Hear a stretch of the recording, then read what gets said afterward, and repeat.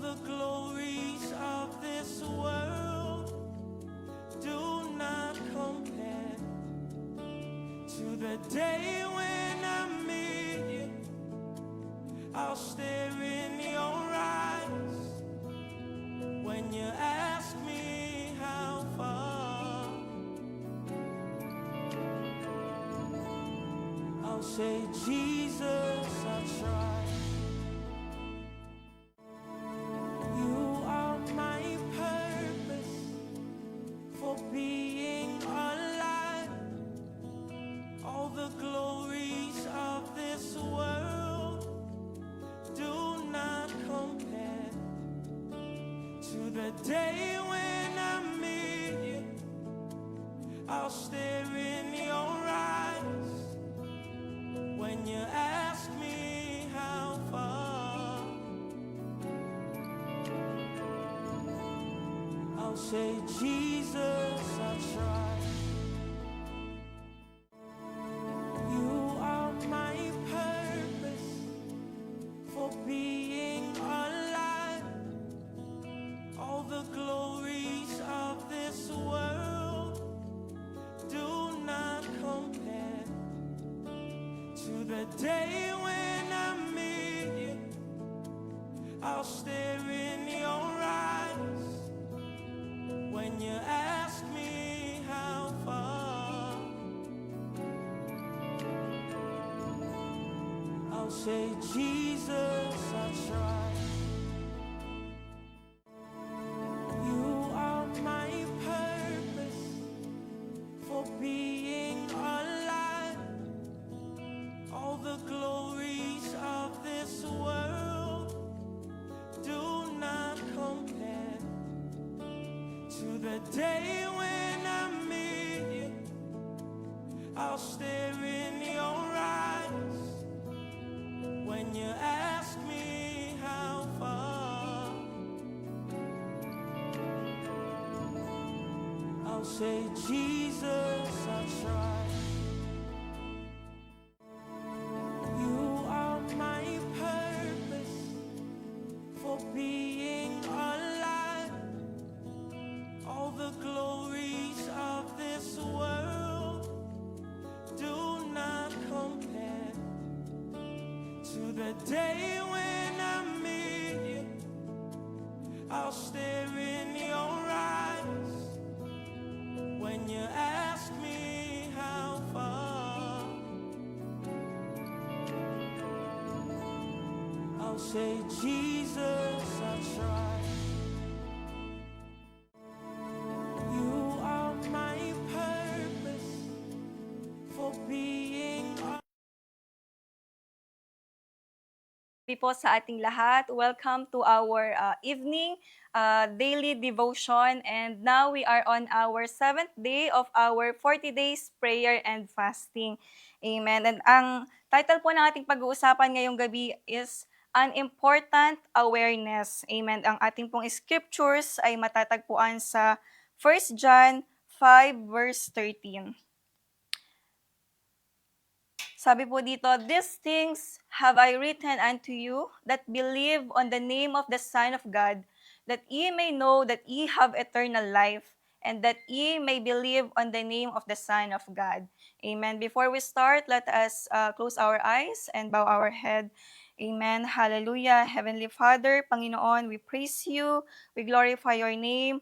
Salamat, O Lord, sa kalakasan, Panginoon, sa buong isang araw, O God, na pinagkaloob mo sa amin. And Lord, as we study your word, as we meditate your word tonight, let your fresh revelation be upon us, O God. Hallelujah. Ma-meditate namin, Panginoon, ang iyong mga salita, O God. And Lord, we pray and declare, Panginoon, that it will bring manifestation sa aming mga buhay, O God. Itago mo ako, Panginoon, sa likuran ng iyong krus. Maihayag lamang, Panginoon, ang mabubuti at magaganda mong balita, not by might nor by power, but by the power of the Holy Spirit. In Jesus' name, amen. Praise God. Hallelujah. Shalom, shalom po ulit sa ating lahat. Amen. And as part of our daily devotion, amen, um, Sabi po dito, this verse of scripture was written by the Apostle John towards the closing part of his ministry. Amen. And he considered it as essential to remind God's children of something very fundamental.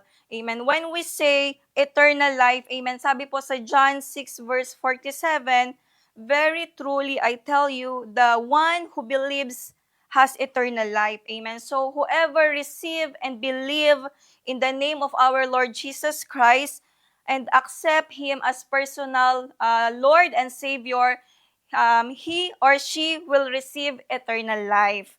Amen. So, sabi po dito, he was addressing those who already believe in Jesus Christ, reiterating that they know they have eternal life. Amen. So, the word know is the Greek eido, which means to observe and become aware.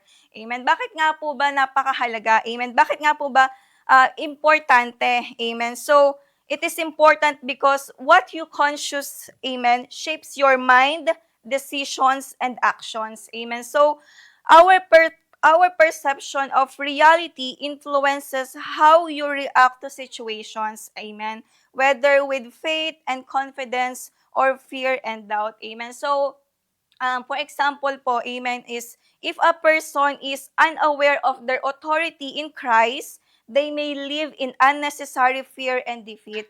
Amen. Siyempre po, kapag hindi mo alam yung identity mo as a Christian or as a child of God, amen, you will end up doubtful, amen, you will end up marami kang worries, marami kang pangamba, amen, kasi you don't know your identity in Christ Jesus, amen. But when you recognize God's power in your life, amen, you will understand clearly, amen, that you have the power and authority, amen, that when challenges approach you, amen, you know that you are victorious, amen, you know that you are triumphant in Christ Jesus, amen. Kaya, napakasarap po sa pakiramdam na malaman natin yung importansya, amen, na tayo ay isang anak ng Diyos, amen. We can live with confidence, purpose, and victory if we know our identity as a child of God,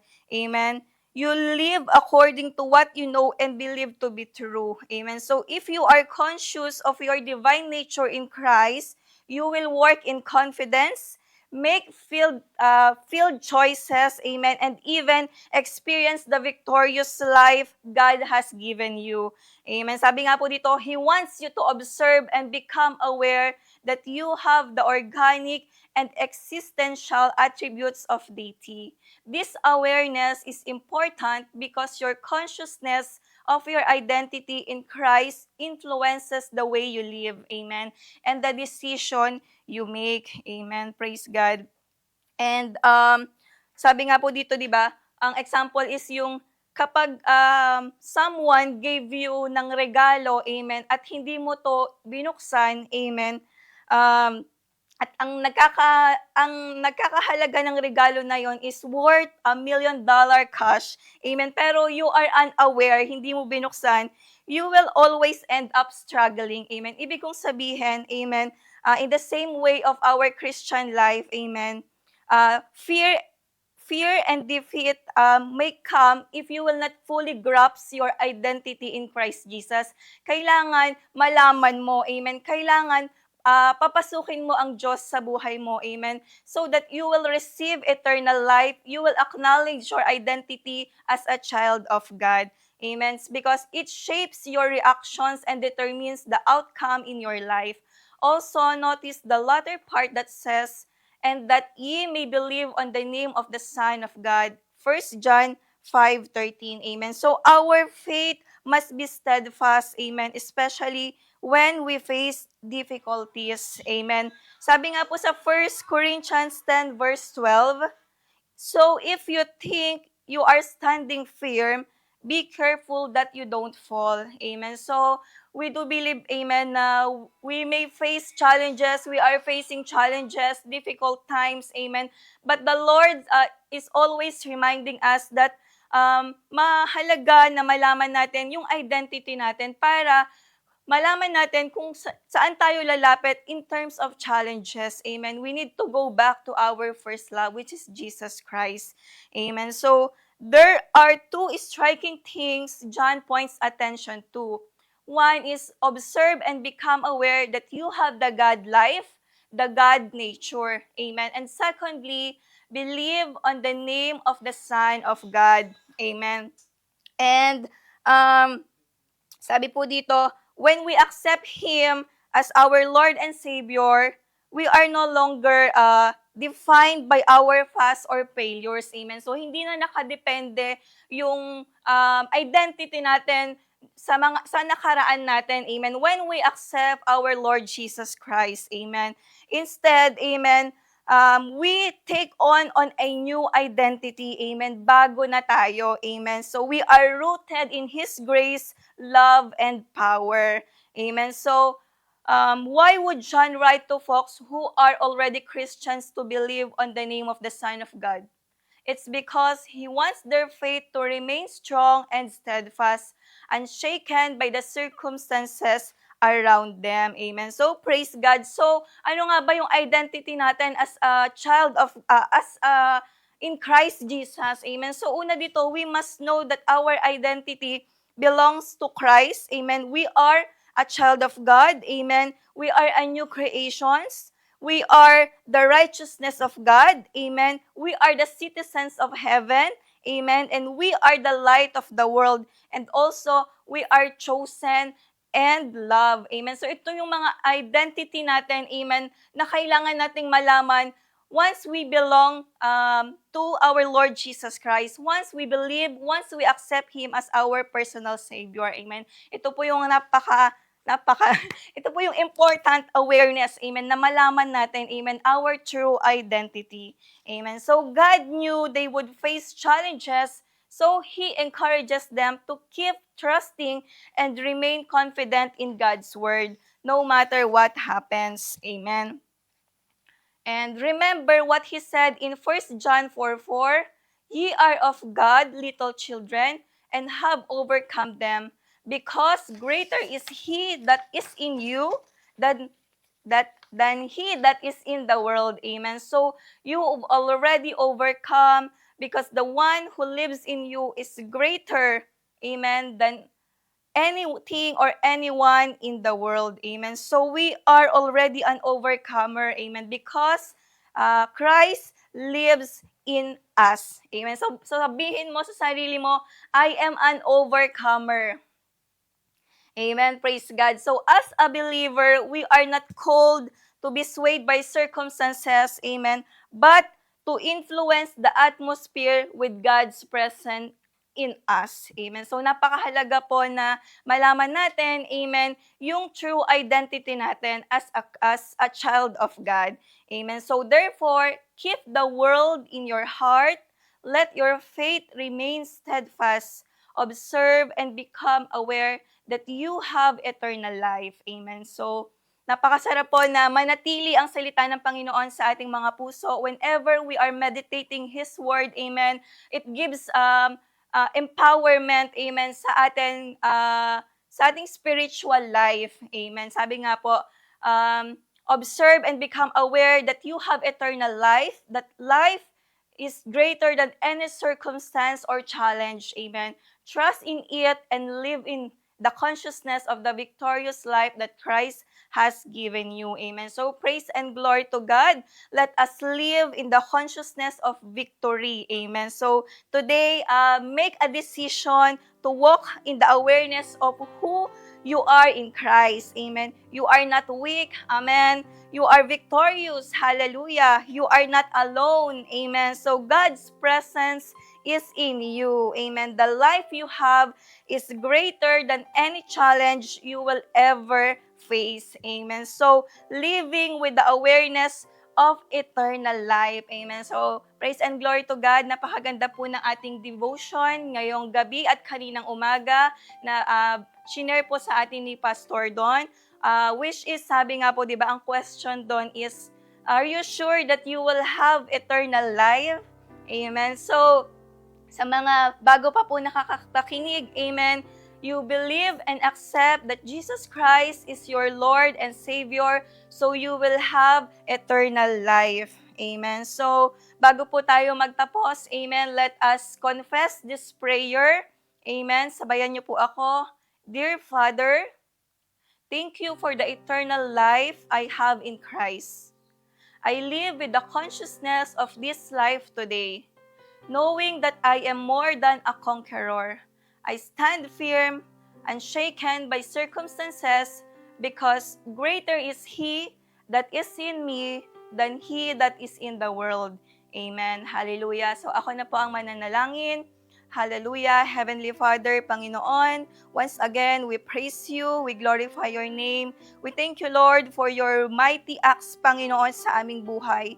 Lord, we thank you, Panginoon, sa mga salita mo that gives us empowerment, encouragement, O Lord, to continue, Panginoon, whatever challenges, Panginoon, whatever circumstances we have, O Lord. Because we do believe, O God, that our identity, Panginoon, is found only in the name of our Lord Jesus Christ. Hallelujah. We believe, O Lord, that we are your child, we are your co-heirs, Panginoon. Hallelujah. That whatsoever we ask, Panginoon, in your name, you will given unto us, Panginoon. Salamat, O Diyos. Kami ay naniniwala, O God, na lahat ng aming mga narinig ay aming lalakaran, Panginoon, sa Bibliang pamamaraan. We cancel, Panginoon, any distractions sa aming buhay, any doubts, any fear, Panginoon, na hindi namin pinapayagan, Panginoon. Bagkus, O Lord, we will only magnify, Panginoon, our true identity through you, O Lord. Hallelujah. Maraming salamat, Panginoon, for your word. Salamat, Panginoon, sa mga salita na nagbibigay ng buhay. We love you, Lord. We praise you. We glorify your name. In Jesus' name, amen and amen. Praise God. So, muli, congratulations! We are now on our 7th day of our 40 days prayer and fasting. 33 days na lang. Amen. Glory to God. Napakabilis po. Parang kailan lang. 1 week na.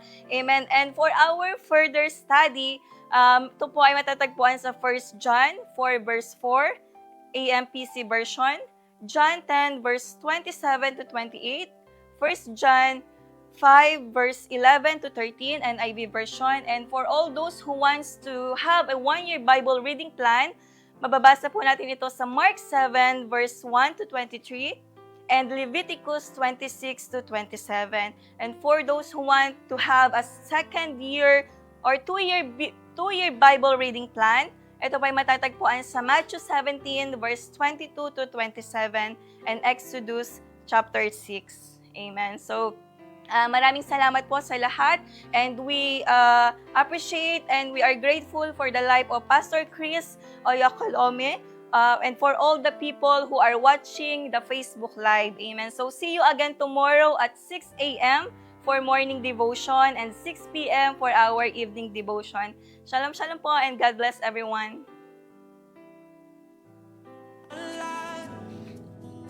All the glories of this world do not compare to the day when I meet you. I'll stare